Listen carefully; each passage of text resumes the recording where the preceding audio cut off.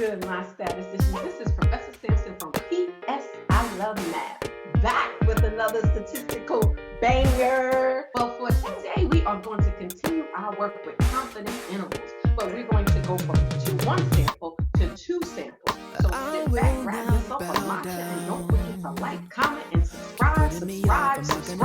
Let's get it. So before we get into the nitty-gritty and start working on the problem, which we will in a second, let me just check you with a little background information on why we need to do that, which is important, so don't skip this part. So why would we need to work with two samples? Well, sometimes we want to compare the mean of two samples to each other. Whether it's two school buildings, whether it's two classes, we want to compare the average between the two. So that's why we might need to use two samples. Now, under this, there's two types of samples. There's one that's independent and samples that are dependent. They're done two different ways. What is independent? Independent samples are when the samples are not connected to each other. For example, your SAT scores from one set of students and SAT scores from a different set of students. They are independent. They are not connected to each other. Then we have samples that are dependent, that are systematically connected to each other. For example, if you had 10 people, their before and after weight, that would be dependent because it's connected to the same sample. So as you see in the next 3 videos, we will be going with all of the ways to have two samples, whether they're independent or dependent. And lastly, one of the biggest questions that you'll see on any exam talks about zero. So let's think of it like, if we want to know the difference between two things, if we subtract their means or whatever we're working with, let's say we should subtract their means. If we subtract their means, and that means that if there's no difference, we would get zero, right? Because if one is 5 and the other is 5, if you subtract the two means, you're going to get zero. Zero would mean there's no change, that there's nothing that happened between those two samples. So if you get an interval, remember we're doing intervals. So if your interval was -1 to 1, if 0 is included in your interval, that means that 0 is a possible answer. And if 0 is a possible answer, that means that it's possible that there was no change, no difference between the two samples. I'm going to say that one more time because it is important. If 0 is within your interval, that means that 0 is a possibility. 0 being a possibility means that there was no change or no difference between your two samples. That should make sense. So I hope you got that. That's the most important thing. Now let's jump into the problem. Okay, here's our problem, and a warning, these problems are long AF. A local pizza shop claims to have a shorter delivery time than its competitor, a national chain. A local reporter collects data on random samples of deliveries from the local shop and from the competitor. Based on 48 deliveries, the local store has a mean delivery time of 29 minutes. Assume the population standard deviation of the local shop's delivery time is 8 minutes. Based on 52 deliveries, the national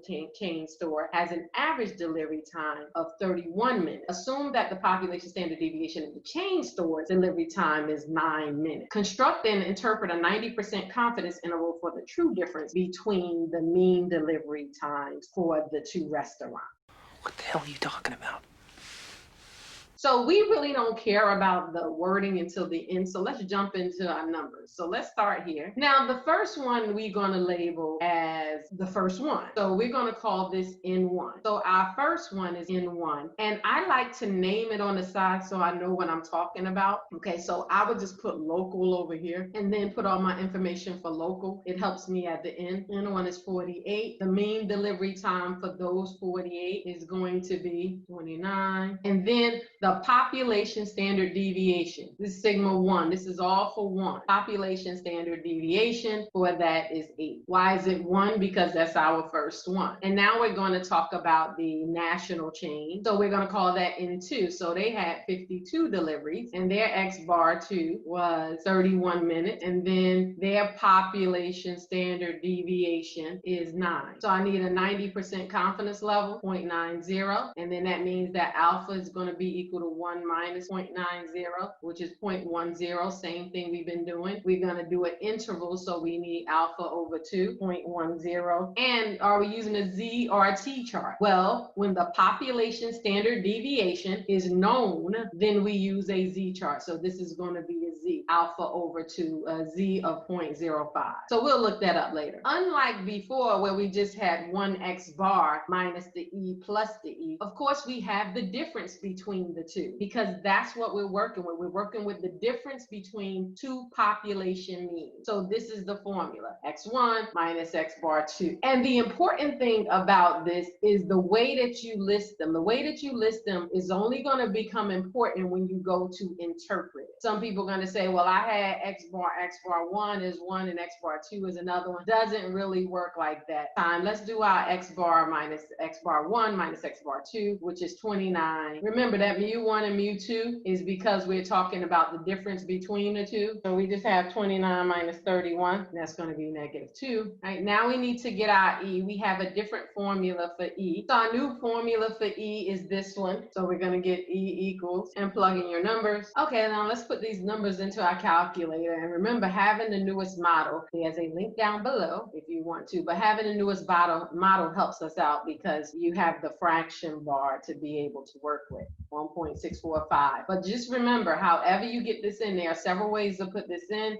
You just make sure that you're getting the right answer to this problem. So you're working this problem with me to just double check and make sure that your method, however you're doing this and putting these numbers in, is working. Of course, I'm using the fraction bar, obviously, to make the video shorter, as opposed to using it where I put in all the parentheses and work it as if I didn't have the fraction bar. So that's my answer. And don't forget, margin of error is 6 decimal places, 2.796996. Double check that. So that's E. So now all you need to do now is just plug in this stuff into the calculator. So let's go back to our calculator. We're going to go to stat test. And what are we looking for? We're looking for 2 sample confidence interval, right? Z-test. 2 sample confidence interval Z-test. So there it is. 2 sample, 2 samp Z int, number 9. Might be a different number on your calculator. Do we have data or do we have stat? Well, obviously we have stats that we need to put in. So we're going to input our stats. Okay, finally got that all in, and make sure you put 0.90. So we have our answer there, and now we need to write that down. Make sure that you have the proper rounding rule. We were given x bar to a whole number, so we need to do this to a whole number. So this is going to be -5 is less than u1 minus mu2 is less than 1. And now we have to interpret it, right? So we can interpret it as follows. And we are 90% confident that the mean delivery time for the local pizza shop store is between 5 minutes less than or 1 minute more than the mean delivery time for the national chain store. So that's the first part. And look at the way it's written. We are 90% confident that the mean delivery time for the local pizza store. Why? Because our local pizza store was X1. Now, I will do a quick intermission to show you what happened if you name the national pizza chain as X1 and the local as X2, because that's always an issue. But let's finish this. We are 90% confident that the mean delivery time for the local pizza store is between 5 minutes less than or 1 minute more than the mean delivery time for the national chain. -5 to 1 is the interval. But since this, and this is what you have to add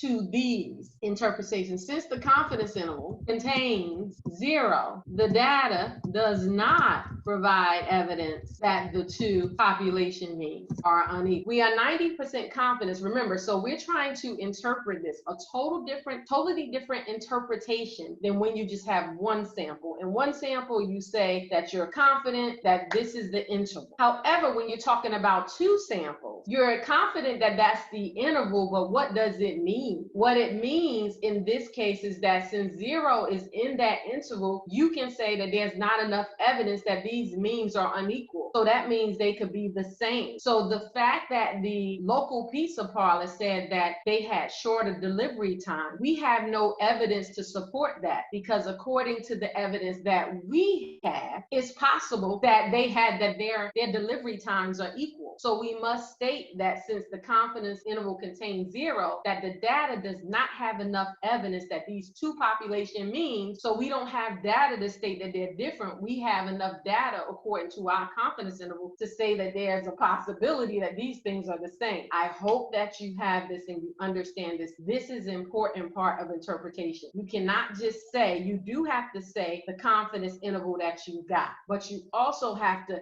interpret the confidence interval based on these two. Okay, so let's flip the script. This is not done in the textbook, and all of you are going to run into this problem. So if you fast forward past this and you don't understand it, that's going to be your issue. Now, again, it's always an issue because I label N1 as the first one or the second one. It doesn't really matter, but it does matter in the interpretation. So let's say if you name the national chain as N1 and the local chain as N2, what does that do? Well, it does a couple things. So let's say rework. So what would happen with your x bar 1 minus x bar 2? Well, it would be 2. So your confidence interval will be 2 minus e is less than mu1 minus mu2 is less than 2 plus e. Let's see in the calculator what that actually does for your numbers also. I'm going to stack back to test. I'm just going to hit number 9. So that means that everything is going to be opposite. So this is going to be 9, then 8. This is going to be 31, 52. So you get -1 and +5. So your interval would be -1 is less than mu1 minus mu2 is less than 5. So now, how do we interpret that? We interpret that the opposite of what we interpreted this. Why? Because we're talking about the national chain first. So we would have to say that we were 90% confident that the mean delivery time for the national chain store, pizza store, national chain is between 1 minute less and 5 minutes more than the mean delivery time for the local pizza store. We still have the same thing with the confidence interval having 0 in it, but look at how we have to interpret it, because now we are talking about we are confident and we start from our